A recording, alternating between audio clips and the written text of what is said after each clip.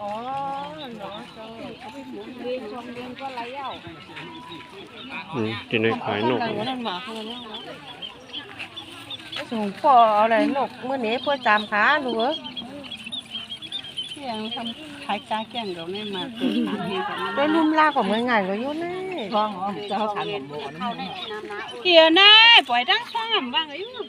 คนเราออกช่องเลยปล่อยปล่อยไปว่าปล่อยไม่ต้องมือนี่ได้ไปเป็นไรอะไรถูกต้องตั้งใจออกช่องขึ้นมาเขาว่าตัวนึงก็ได้คนนี้ก็ได้ที่เป็นคนมาคนนี้ไหนเนี่ยตัวน่ะ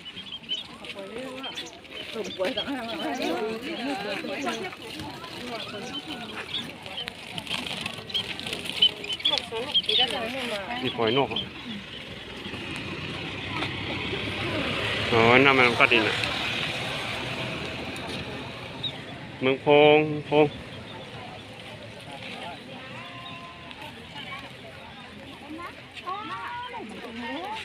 โอ้ปลาอะไรดิ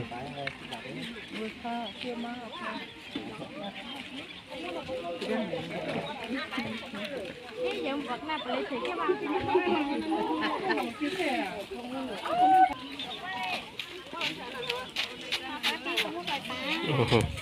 สวยแม่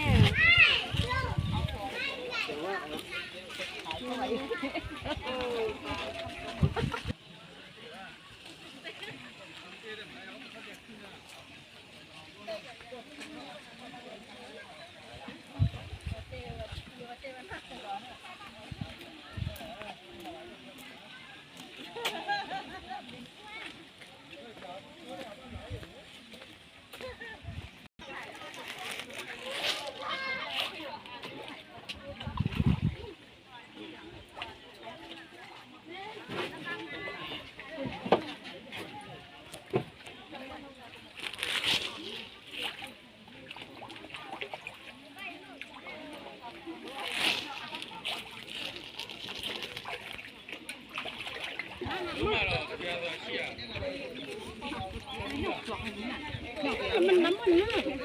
มันก็เคยออกมาได้กี่เดือน